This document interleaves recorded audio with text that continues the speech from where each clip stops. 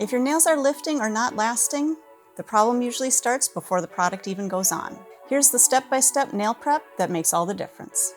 Step 1, pushing back the cuticles. All right, so when you're prepping your nails, the very first thing you're always going to do is push back the cuticles. And I think a lot of times people tend to forget this step. They think that they can go right into removing the shine and all of that, but it really is important to go through and push back your cuticles. So I'm just going to gently push that back, and what we're really doing in this step is exposing that dead protein growth. So if you look really closely, you'll be able to see little kind of white flaky bits right up in that cuticle area. That's what we're really trying to actually remove. So we're not going to be cutting all the way around that cuticle area. We don't need to do that. But what we do need to do is just expose that true cuticle, that excess protein growth, that dead tissue, but just exposing that white flaky dead tissue. So then we can go through with our electric file and we can remove that. Because if you try to apply any product over that tissue, it's not going to adhere to the nail plate itself. When you put your product on, if you don't remove all of that excess dead protein growth, your product is going to bond to that, not the nail plate itself. And then it's going to start to lift and separate. So you need to make sure, first of all, that you are pushing back the cuticle to expose, or actually pushing back the eponychium to expose that excess cuticle, so that dead tissue that's stuck on the nail. Now sometimes you'll see right here as I'm working on the side, sometimes you'll be able to remove that with your cuticle pusher, but we're still going to go through with our electric file to really prep that nail surface and clean off all of that excess protein growth. Step 2, removing the shine. So when we're removing shine and working up around that cuticle area, I do like to use 2 different bits. Now you can use one of them or you can use both of them. It's a personal preference. I actually like to use both. And I start with my diamond cuticle square bit, and then I use my medium grit sanding band. Both of the bits will remove the shine and they'll create that slight texture to that nail plate. But I do like the diamond cuticle square bit to get just a little bit closer into that cuticle area.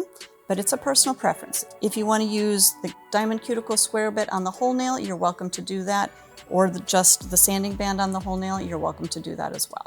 Both are going to work, but I like both options. So I'm going to work with my electric file at about 3,000 to 5,000 RPMs, and I'm just going to gently work around the cuticle area. So I'm just going to gently work right around that cuticle area in slow little strokes. And this bit, it's very gentle, so it's not going to cut my skin, it's not going to damage that eponychium, but it is going to clean off that excess protein growth on my nail. So just working all the way up through that cuticle, cleaning off that excess protein growth. And I'm not using any pressure with this bit, I'm just coming right up in there. Just making sure I clean up all of that little white flaky tissue. And if you need to, dust off the nail so that you can see exactly where you need to file. So I've got a little bit more right through that center area. So I'm just going to come right back through there and clean that off. Now, I want to be careful that I'm not filing over and over in the same area. So I go through once, maybe twice with this bit, but that's all. You don't want to overdo it. Because this is that diamond cuticle square bit, that little edge is going to push right up to that eponychium, and it's going to clean off that excess protein growth really well. Now, the next bit that I'm going to use is what I like to use to remove the shine from the nail.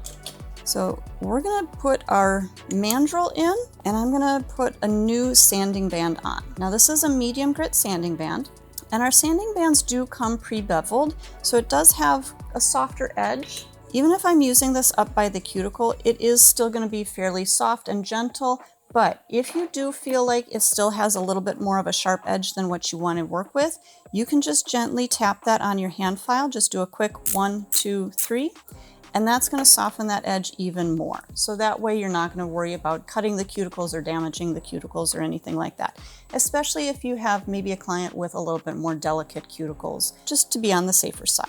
Okay, so we've already gone through and removed that excess cuticle, but now I'm just going to work through to create just very slight texture on the nail. So I went same thing up around that cuticle area, and then I just like to feather that bit through the rest of the body of the nail. And you can see I'm removing the shine, creating just slight texture, And there's a little area right back here that I didn't quite get, so I'm just going to feather right through that area and maybe even down that side to catch all of those edges. Again, I don't want to go through this multiple times because I'm just trying to create a slight texture. I'm not trying to really grind away that natural nail. I want to keep the integrity of the nail intact. If we did constantly go over and over and over, that's going to start to thin down the natural nail, and it's going to create those rings of fire that, if you know what they are, if you've experienced them, they're not good. So again, just a quick once over, and then just tap any little areas that maybe still have a slight shine to them, and that's all you need to do. So up until this point, your prep actually is really quick and easy. It should not be taking you a half an hour to do your prep. Prep should really take about 3 to 5 minutes for both hands all the way through. Now, if your client has tougher cuticles or anything like that, then it may take a little bit more work, especially pushing back those cuticles and cleaning up that dead tissue. Again, if they're a nail biter or anything like that, it may take just a little bit longer, but still about 3 to 5 minutes is about how long it should be taking you. Step 3, cleansing the nail. At this point, we're just going to go through, we're going to dust off the nail. I'm using a dry manicure brush at this point, and this is just going to help to remove any of that filing dust. I want to make sure that I remove the filing dust first before I go into my cleanser, because this way, removing all of that excess dust, if I left that dust on the nail and then used my cleanser, what's really going to happen is I'm going to basically be creating mud on the nail. So you have your liquid and your powder, that's going to kind of create a mud on the nail. So by dusting that off, we're getting rid of that dust, and then we can go in and get a really nice clean nail plate. So with our swipe, you can do one of two things. You can either use the lint-free wipes. You can pump a little bit of that onto your lint-free wipe, and you can go in and scrub that nail. Personally, I like to use my manicure brush for a couple of different reasons. First of all, I don't want to constantly be getting swipe on my own skin. Swipe is going to remove the excess oils in the nail surface and your skin surface. So if I'm able to keep that swipe off of my skin, that's going to be better. So that's why I like to use the manicure brush, and I'll pump a little bit of that into my manicure brush, and then I'll scrub that nail. Now notice that as I'm scrubbing in the direction that the nail grows rather than across the nail. If you're scrubbing across the nail, especially when you're dusting the nails off, if you scrub from side to side, you're basically going to be pushing dust down into those sidewalls. If you're brushing in this direction, you're actually going to pull all of that dust out of those sidewalls.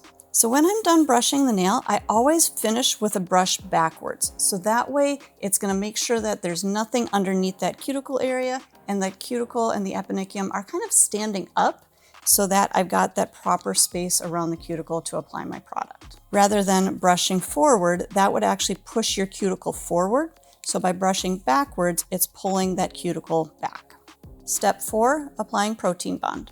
The last step of our prep is our protein bond. Now, depending on what service you're going to be following up with is going to depend on how you apply your protein bond. If you're going to be doing a gel manicure and you're wanting to soak that gel manicure off, so when your client comes back in a couple of weeks and she wants to change out her look, if you're going to soak that product off, use your protein bond just at the free edge. What this is going to do, this is going to create that really good bond with the protein bond, and it's going to adhere your product really well to that free edge, but it's going to allow you to soak off that product a lot easier. If you were to apply protein bond to the whole nail and try to soak that off, it's going to be much more difficult. So for those gel manicures that you're going to soak off in a couple of weeks, just protein bond the free edge. If you're going to be filing off your gel manicure and you're leaving that base coat on, but you're just filing off your gel color to change out, that's where you can go ahead and apply your protein bond all the way back towards that cuticle. Now notice that as I apply my product on the whole nail, I start towards the center of the nail and I work back towards that cuticle area. I still leave just a tiny little bit of space all the way around that cuticle. I try to never touch that cuticle area with the protein bond. With any chemical that you're using, whether it's acrylic, gel polish, protein bond, you always want to make sure that you're keeping that product off the skin. So by starting a little ways away and then working back towards that cuticle, you're going to avoid flooding that product onto the cuticle, and you're going to keep your client nice and safe. So if you're working with a gel manicure, 1 coat of protein bond is going to be just fine. If you're going to be doing any kind of an enhancement, whether it's acrylic, hard gel, or even the full cover tip application, then I always recommend working with 2 coats of protein bond.